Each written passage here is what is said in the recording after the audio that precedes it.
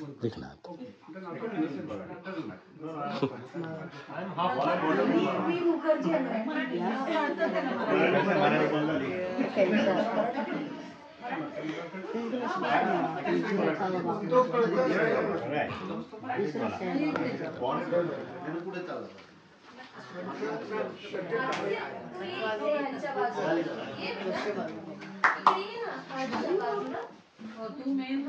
बाबा हा खरंच परफेक्ट म्हणतो एकदम. आता सब्जेक्ट आहे धर्म. धर्म. Dharma is the today's subject. So I'll talk some in English, some in Marathi. If you don't understand, feel free to ask. Dharma comes from the root dhru. That means to hold, to support, hold it together. Dhru. We are familiar with words like dharan, dhara, dhara means prithvi, dharan means we know the dam. So these are words coming from there. So dhru means it holds together. So dharma has got many meanings. One common is like a religion. We say dharma is Hindu dharma, Christian dharma, Islam dharma. Right? So there are many meanings of the word dharma. Dharma also means equality. आपण म्हणतो पाण्याचा गुणधर्म fluidity आहे, अग्नीचा गुणधर्म heat आहे. So it is also a quality. Dharma also is a quality. Dharma also means similarity. आपण साधर्म्य म्हणतो, something that has got a likeness, similar. So dharma also means धर्म या शब्दाचे पुष्कळ अर्थ आहे. It also means guna. तुम्हाला जाती धर्म माहिती आहे, वर्णाश्रम धर्म, राजधर्म. There are many kinds of dharmas. Dharma is one of the 4 purusharthas. है ना, 4 पुरुषार्थ जे आहे, धर्मार्थ काम मोक्ष. Dharma is the first of them. Dharma is supposed to be the guiding principle of conducting our lives. So whatever money you earn has to be done with dharma. Whatever enjoyment you do, it has to be done with dharma. So the dharma is the guiding principle of our lives. And dharma is a very important concept, because in the old days there were no civil laws. Now we have legal system, we have civil laws. And where the civil law goes wrong, the civil law says there is punishment if you do something wrong. It doesn't say stealing is wrong or murdering someone is wrong. It says if you do that, you'll be punished. It's interesting, some years ago there was a strike in Canada of the police department. They all went on strike. People looted shops, houses, regularly, because there was no fear of being caught. But those who believe that it's a wrong act did not do that. Not everyone did it, but people who don't act wrongfully because there is a threat of punishment don't do it. But you're not supposed to do it because it's a wrong thing to do. So that is what dharma. So the dharma is very important in life. So whatever we do has to be done with dharma. Now, people don't always follow dharma, or if they follow, they do it out of fear. It should be done by understanding, as why we follow a certain thing, why do we certain thing. It has to be understood and then followed. In Yoga Vasishtha, Vasishtha says to Rama, look, papacha bahani dharmacharan karta, not because it's a right thing to do. याच्यामध्ये people don't always follow dharma. Even in व्यासाने महाभारतात शेवटी म्हटलेलं आहे, व्यासाचे ऊर्ध्वबाहु वीरवेश्य, ते म्हणतात मी हात वर करून ओरडतोय, धर्मात अर्थच कामश्य सत्यम न सेवेते. धर्मामुळे तुम्हाला अर्थ आणि काम दोन्ही प्राप्त होतात, मग तुम्ही धर्म का पाळत नाही. हा म्हणजे आता व्यासाने असं म्हणा किती आश्चर्य ना, आपल्या वाटतं त्या काळी सगळे लोक सज्जन हे चांगले धार्मिक लोक होते, पण even then it was a problem. आणि धर्म शब्दात डेफिनेशन धर्मोद्धारयते प्रजा. धर्म हा प्रजेला एकत्र ठेवतो. There is a binding principle, there is some guidelines as to how people act. आता आणि धर्माच्या आणखी एक डेफिनेशन आहे, जो ध्येय ते पुण्यात्म विवाह, जे पुण्यवान लोक आहेत, सदाचारी लोक आहेत, ते धर्माचं आचरण करतात. आता एकदा आपण धर्म म्हटलं तुम्हाला काहीतरी त्याला हे पाहिजे ना, गायडिंग प्रिन्सिपल पाहिजे ना. धर्म कशाला म्हणायचं, धर्म म्हणजे कसा फॉलो करायचा, what are the criteria, what is right, what is wrong, how do we decide. त्याच्यामध्ये there are 4 things. One is called shruti, smriti, sadachar आणि last is atmadrishti. Shruti is the Vedas. वेदामध्ये जे सांगितलेलं आहे ते चांगलं सांगितलेलं आहे, त्याला काही वाईट करायला सांगितलं. सो वेद, श्रुती. स्मृती अर्थ स्मृती ग्रंथ आहे, मनुस्मृती, अग्निमुख स्मृती, शंकर स्मृती, मेनी स्मृती. सो श्रुती, स्मृती, सदाचार.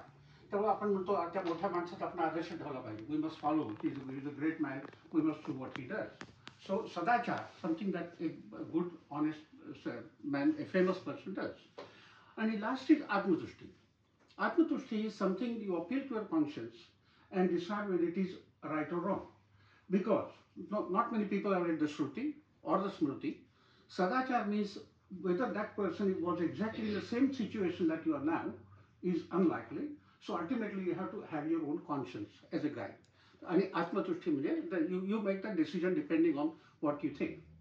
There again, a simple thing is you don't do something that you would not like other people to do to you.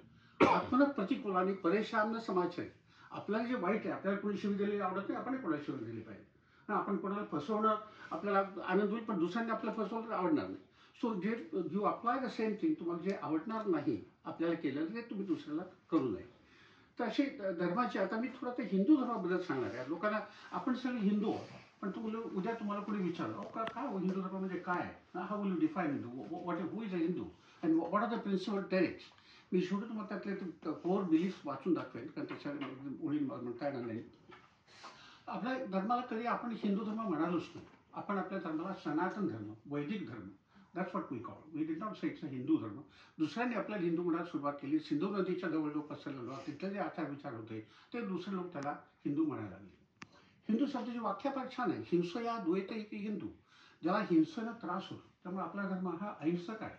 त्यामुळे हिंसेने त्रास जो ज्याला होत नाही, हिंसेचा त्रास होतो, तो म्हणजे तो हिंदू. आता हिंदू हे डेफिनेशन याची करणं फार अवघड आहे. सावरकरांनी प्रयत्न केलेला आहे. टिळकांची डेफिनेशन आहे. आता आपण म्हणतो, आपण आपल्याला विचारलं हिंदू कोण आहे, जो गाईचं मांस खात नाही किंवा काय प्रेत दहन करतो किंवा ज्याचा कर्म सिद्धांतावर विश्वास आहे वगैरे वगैरे, असे मी त्याचं कोर बिलीफ तुम्हाला नंतर वाचून दाखवेन. तर असा हिंदू धर्म म्हणजे असा आहे की ज्याच्यामध्ये आपल्याला स्वातंत्र्य आहे. आपल्याला आपण म्हणतो परमेश्वर सगळीकडे आहे. ख्रिश्चन म्हणतात त्यांचा देव फक्त चर्चमध्ये आहे. मुसलमान म्हणतात त्यांचा देव मशिदीमध्ये आहे. आपण म्हणतो आपला परमेश्वर सगळीकडे आहे आणि आपल्याला त्याला कुठल्याही स्वरूपामध्ये पाहण्याची मुभा आहे. हे तेवढं स्वातंत्र्य आहे आपल्याला. दगडाला शेंदूर फासला की त्याचा देव होतो, पण तुमचा भाव तेथे देव म्हणतो आपण. त्यामुळे देवत्व हे त्या दगडात आहे असं नाही आहे, ते आपल्या मनात आहे. आपण त्याला श्रद्धेने देव म्हटलं की तो देव होतो, असं आहे. तर तुम्हाला त्यातले मी कोड हे वाचून दाखवतो. हिंदू ह्याच्यामध्ये काय आहे कोड हिंदू बिलीफ.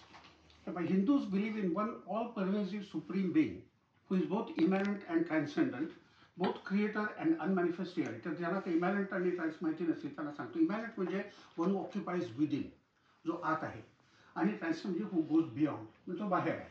त्यामुळे आपण पुरुष सूक्तामध्ये म्हणतो ना, असं भूमी विश्वतो अष्टतीर्थ सांगलो, तो सगळा ऑक्युपाय करून परत तो 10 मुलं बाहेर राहील. So immanent and transcendent. Hindus believe in the divinity of the 4 Vedas. आपल्याकडे नास्तिक हा शब्द म्हणजे देवावर विश्वास नाही याच्यासाठी नाही आहे. नास्तिक म्हणजे आस्तिक आणि नास्तिक दोन तुम्हाला शब्द माहिती आहेत. नास्तिक म्हणजे one who does not regard the authority of Vedas. आता अनेक मला वाटतं जैन लोक they don't believe in Vedas, Buddha they don't believe in Vedas, so they are नास्तिक इन दॅट सेन्स. नास्तिकचा दुसरा अर्थ असा की न अस्तिक परलोका, त्यामुळे ज्यांचा स्वर्गावर वगैरे विश्वास नाही ते म्हणतात ते नास्तिक, त्यांचा असा. तर म्हणजे हे आता मॅनिफेस्ट हे ट्रान्ससेंडंट इमॅनंट झालं. Hindus believe in the 4 Vedas, the world's most ancient scripture, and venerate the Agamas. आपले जसे वेद आहेत तसे साऊथमध्ये आगमास हे पॉप्युलर आहेत. आगमा म्हणजे हे रिलिजियस लिटरेचर टेक्स्ट आहेत.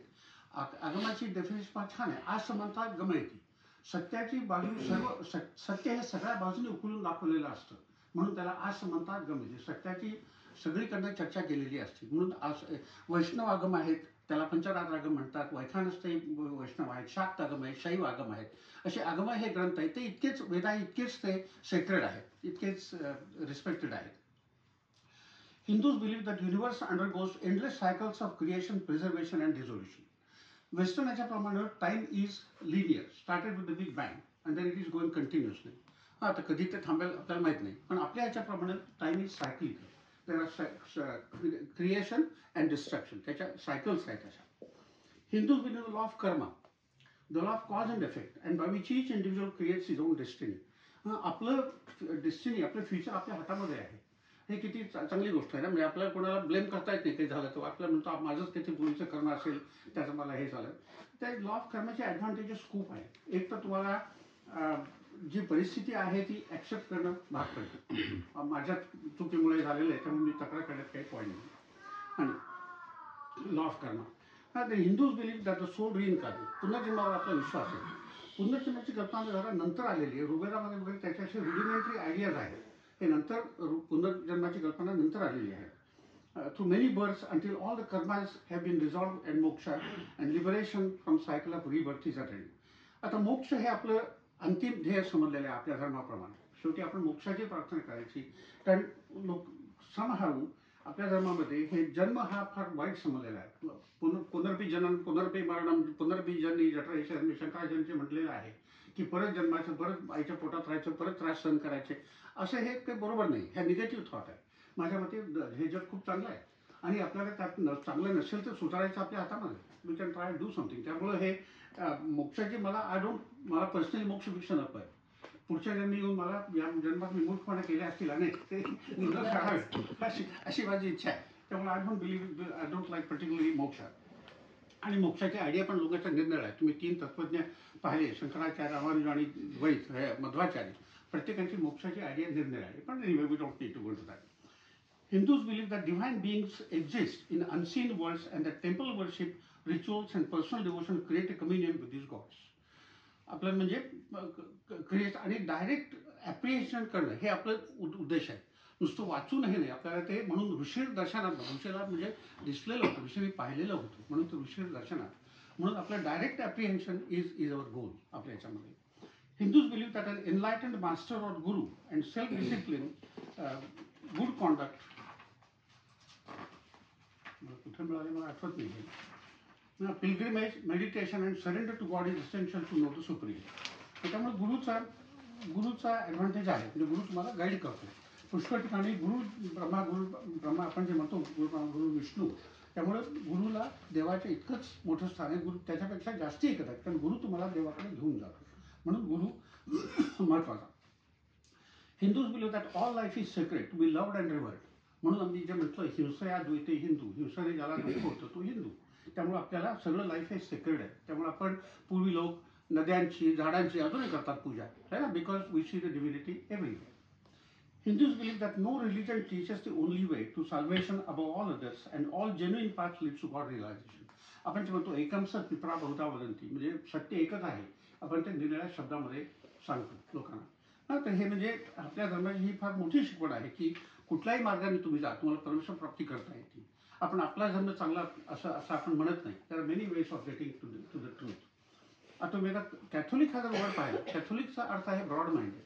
पण Catholics they are not broad minded. They say that is the only way to reach God is by being a Catholic. While we don't. आपण म्हणतो कुठल्याही मार्गाने तुम्ही जा, तुमची भक्ती आणि त्याला आपल्याला खूप ऑप्शन दिले. परमेश्वर रिलायझेशन कारण तुम्हाला ज्ञान आहे, कर्म आहे, योग आहे, तुम्हाला खूप खूप मार्ग सांगितलेले आहेत.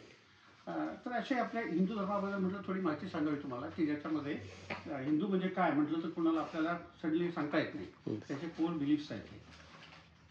Thank you. It didn't refer to Gita at all. They are the religious text. There are 3 important things, 3 prasthana they call it. Upanishad, Gita and Brahma Sutra.